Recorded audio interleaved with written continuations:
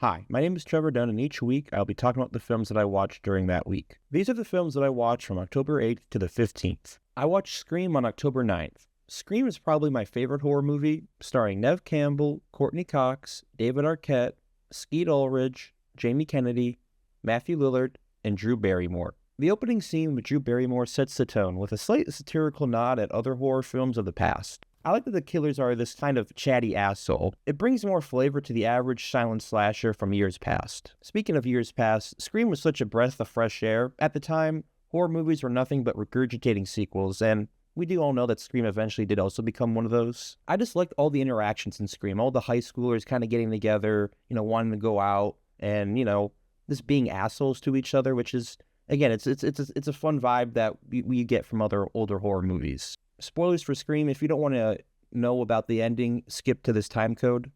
The idea to add two different killers was genius. Every time you suspected someone was Ghostface, there was an attack, and they would have a solid alibi, or they'd have Ghostface attack them. Everyone who saw this for the first time was blown away by the reveal. Scream is a classic that needs to be watched every year around Halloween. The same day I went to the theater and saw Roof Man, starring Channing Tatum as Jeffrey Manchester, a family man who is recently divorced and wants to provide for his kids. So he decides to start robbing McDonald's by sneaking in through the roof and waits until the workers come in to rob them.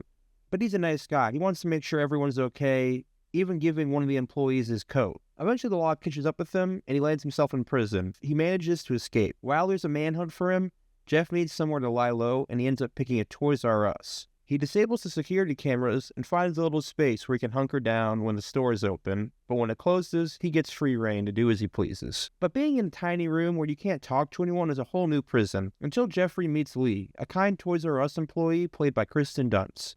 The two of them hit it off, and he gets more comfortable with Lee and her life, but he doesn't want to leave them behind, but that doesn't bode well for someone on the run. I enjoyed Roof Man. The first 30 minutes were pretty slow, but when he breaks out of prison, it definitely kicks off. My main issue with it was there was a little bit too much narration for my liking.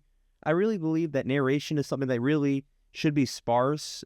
I think the narration is used as a crutch just to tell what Jeff is thinking during certain moments because I really thought it wasn't needed at a lot of times. But after Jeff breaks into the Toys R Us, I really enjoyed Roof Man. Roof Man is a fun time at the theaters, and I would recommend you go see it. On October 11th, I watched Anemone.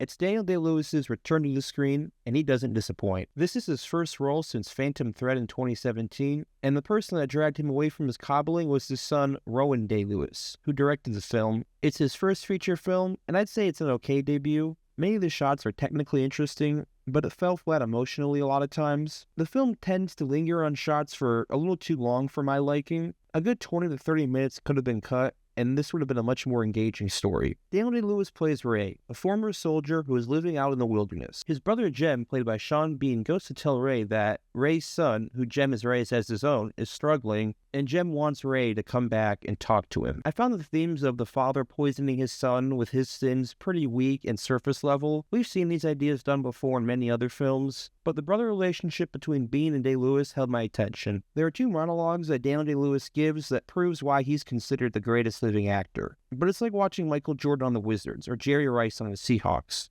They're good, but it feels wrong. Anemone might be a good YouTube movie. I'd recommend maybe checking out a couple of the scenes, especially the Daniel Day-Lewis monologues, but besides that, there's not a lot here. On October 12th, I watched the horror classic The Thing, directed by horror master John Carpenter. I might have to change my mind about Scream after watching The Thing again. It might be my favorite horror flick. Kurt Russell, longtime Carpenter collaborator, stars as MacReady, alongside a solid supporting cast, including a young Keith David as Childs. The plot is an American research team in Antarctica comes across a bunch of Norwegians shooting at a dog. They soon discover that an alien life form has crashed on Earth, and it can turn into anything or anyone. It's a great whodunit, as the cast tries to figure out who is infected as they get picked off one by one.